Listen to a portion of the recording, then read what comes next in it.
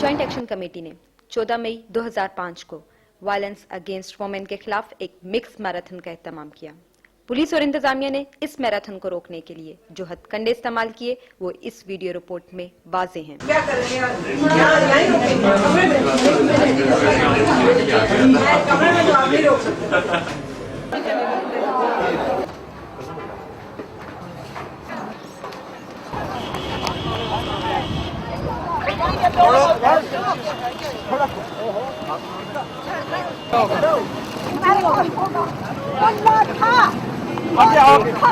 मुल्ला था मैं जा रही हूँ ऊपर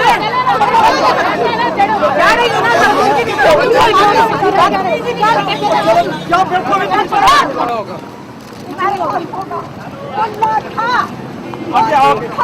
मुल्ला था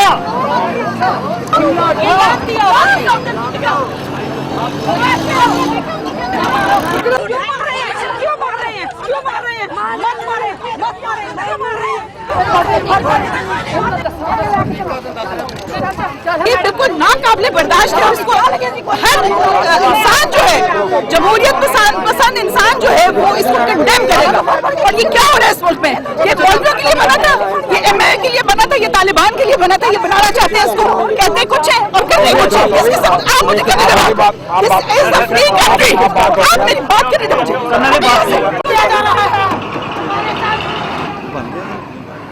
पाकिस्तान की औरत की ताकत उसकी बंदूक और उसकी तोप में नहीं है। उसकी ताकत उसके एक कन्विक्शन में है और उसकी जदोजहद में है। और ये सारे कोर कमांडर मिलकर भी पाकिस्तान की औरतों का और एक भी औरत का या 10 भी औरतों का मुकाबला नहीं कर सकते हैं। कि अगले हफ्ते 21 मई को हम फिर से मिक्स मैराथन करेंगे। पहले वायलेंस अगेंस्ट विमेन के लिए की थी, अब स्टेट वायलेंस के खिलाफ करेंगे। यानी कि इस रियासत के तशद्दुद के खिलाफ पाकिस्तान में मिक्स मैराथन होगा और जरूर होगा और होता रहेगा।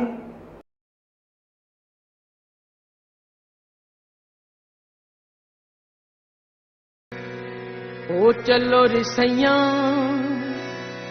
रिसैया चर्चा देखें, चलो रिसैया चलो सैया हो, चलो रिसैया चलो सैया चलो हो, चलो रिसैया चर्चा देखें, चलो रिसैया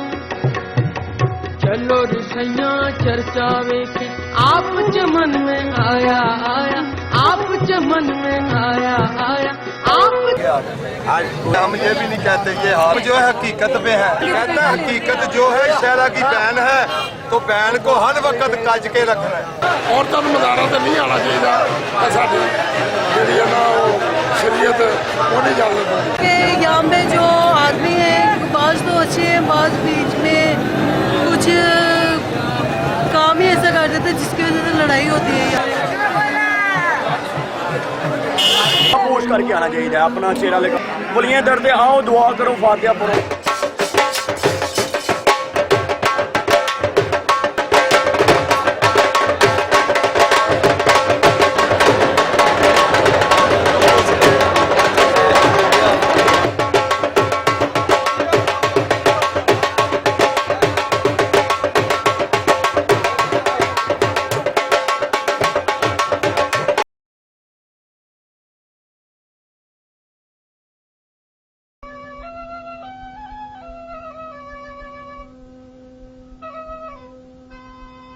दुनिया बोलता है, ताना देता है, बोलता है बच्चों को नहीं भेजो, पढ़ाई करेगा, रास्ता देखेगा, जिधर जाएगा बोर्ड पढ़ेगा, जिसका दिल चाहे तो भाग जाएगा। तालीम हासिल करना अच्छी होती है मगर मर्दों के लिए हमारे बलूचिस्तान के लोग जो है ना औरतों को कम तालीम। वजह यही है बलूची आप किसी से भी पूछ लें कि बलूची में बहुत मजाक करते हैं, ऐब करते हैं कि लड़की नहीं जाना चाहिए। बिल्कुल ज़हन तब्दील हो चुका था कि मैं अपनी बच्चियों को पढ़ाऊंगा, लेकिन अब लियारी में जाके जो मैंने माहौल देखा, जो हालात देखा, मैं अपनी बेटियों को बिल्कुल नहीं पढ़ाऊंगा। कुरान हदीस का जहाँ तक हवाला है वहाँ तक उनको तालीम दूंगा, लेकिन बेटे को मैं भीख मांग के भी जो है ना उसको पढ़ाऊंगा। ऐसा जो मर्द सोचते हैं ना, उनको असल औरतों से तकलीफ सिर्फ इतनी है, वो डरते हैं बेचारे। इस बात से कि शायद उनका इक़्तिदार चला जाए, उनकी हुक्मरानी चली जाएगी, वो उनको और कोई नहीं, उनको ये खौफनाक है। एक औरत को अगर खुद मुख्तियार हो गई तो फिर उसकी वैल्यू खत्म हो जाएगी। वो चाहते नहीं है कि औरत मैदान में आए और उनके कंधे से कंधा मिला के खड़ी हो जाए। वो जितना भी वो बोलें, लेकिन ये कि वो अंदर जो उनका एक जेलसपन होता है वो कभी औरत के हवाले से खत्म नहीं होता, क्योंकि उनके जहनों में ना एक चीज बिठा दी गई है कि औरत नाक़िसुल अक़ल है और औरत मर्द के मुकाबले में कम है। जैसे हमारे दीन ने भी किया हुआ है कि जहाँ पे एक मर्द की गवाही है तो वहाँ पे 2 औरतों की गवाही कबूल होती है, मतलब वहाँ पे भी औरत को दबाया हुआ है। बच्चियों को इसीलिए मैंने पढ़ाया, मैंने खुद तकलीफ देखा मियाँ का घर पे। मैंने बोला बच्चियाँ पढ़ेंगे, कल 2 बच्चे भी पढ़ाएंगे, परवाह नहीं होगा इनको अपना मियाँ का। क्यों? हम मियाँ का मोहताज है। मेरे भाई नाराज, मेरा खानदान नाराज, सब। मैंने बोला कोई मेरे साथ बात नहीं करे।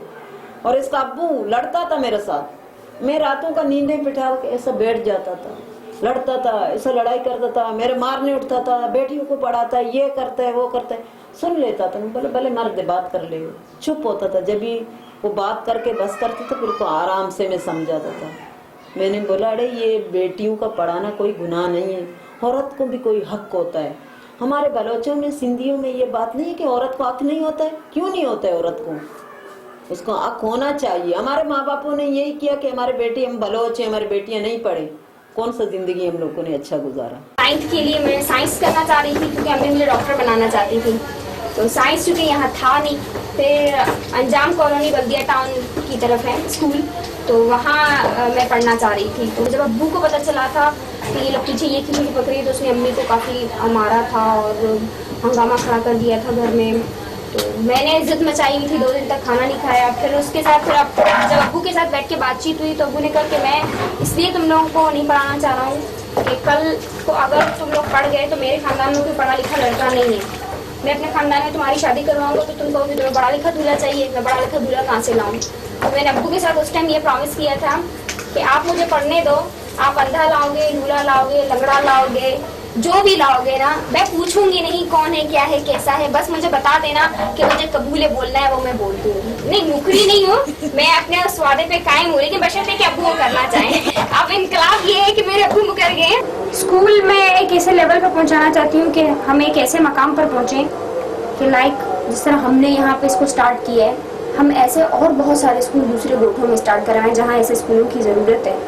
और यहाँ के जो बच्चे हैं वो किसी मकाम पर पहुँचे और उस मकाम पर बैठकर बड़े फ़ख्र के साथ वो ये कहें कि हमने मुआज बोर्ड के एप्लीकेशन स्कूल से पढ़ा है। ऐसे भी मैडम लोग रहे हैं ना कि हम गली से गुजरते थे, पीछे से हमें आवाज़ें कसते थे, कहते थे इस मोहल्ले का बेड़ा तो इन्हीं लोगों ने उठा के रखा हुआ है।